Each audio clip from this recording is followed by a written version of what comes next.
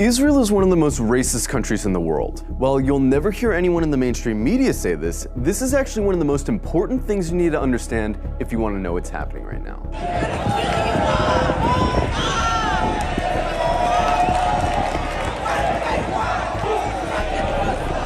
From its inception, the whole idea of Israel as a country was based on racism. Israel was conceived as a Jewish state, and while there's nothing wrong in principle with Jews having a homeland, the problem is that they insisted that that homeland had to be in Palestine, which already belonged to someone, the Palestinians. The slogan of Israel's founders was "a land for a people without a land." But deep down, they all knew that the only way to have a Jewish majority in Palestine, an Arab country, was to expel the Arabs. One of the founders of Israel, Yosef Weitz, wrote, "There's no room in the country for both peoples. There's no way but to transfer the Arabs from here to neighboring countries." Israel was quite literally founded by expelling and massacring hundreds of thousands of Arabs in a years-long process called the Nakba. And when you found a country based on racial exclusion, you're gonna get a culture that fosters and celebrates racial exclusion. Because countries that commit terrible atrocities rarely acknowledge committing those atrocities. And the presence of Palestinians who remained in Palestine became a constant reminder, not only of the violence that founded Israel, but of the constantly looming threat that they might come back and try to reclaim their land. Every day you can find videos coming out of Israel showing Israelis calling for all Arabs to die,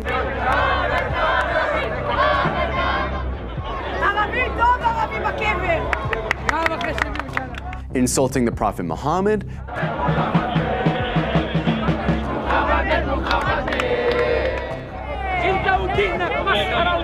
desecrating mosques, spitting on Christians, mocking and celebrating the murder of Palestinians, committing violent hate crimes against Palestinians, watching Gaza get carpet bombed from a cliffside for entertainment. But don't just go off these anecdotes. Let's look at some of the polls. One poll found that 2/3 of Israeli teens believe Arabs to be less intelligent, uncultured, and violent. It also found that 50% of Israelis wouldn't live in the same building as Arabs, wouldn't befriend Arabs, wouldn't let their children befriend Arabs, and wouldn't let Arabs into their homes. Another poll found that 60% of Israeli Jews want segregation from Arabs. Another poll found that half of Israeli Jews agree with the statement, "Most Jews are better than most non-Jews because they were born Jews." The poll also found that 88% of Israeli Jews would be disturbed if their son befriended an Arab girl, and 90% would be disturbed if their daughter befriended an Arab boy. This poll found that about half of Israeli high schoolers don't think Arabs should have the right to vote. Another poll showed that almost half of Israeli Jews don't want Arabs teaching their kids. Not only are these views widely held in Israeli society, they're also represented in government, which codifies these sentiments into law. For example, Israel has a law that says if an Israeli marries a Palestinian, or someone from several other regional Arab states, that person isn't allowed to move in with said Israeli.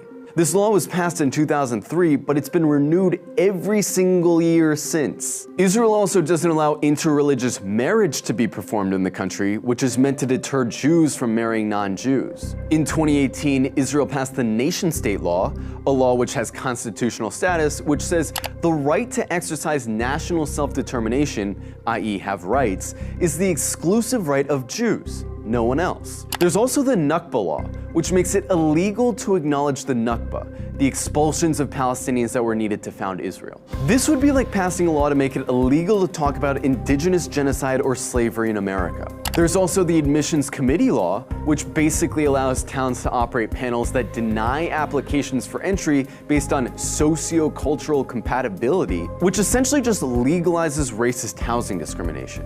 In Israel, advocating genocide of Palestinians doesn't hurt your chances of holding a high position in government. And in fact, in many cases, it helps. In 2014, Israeli lawmaker Ayelet Shaked wrote an unhinged rant on Facebook, calling all Palestinians enemy combatants and saying their mothers should be killed for giving birth to, quote, little snakes. The next year, she was appointed Minister of Justice by Benjamin Netanyahu.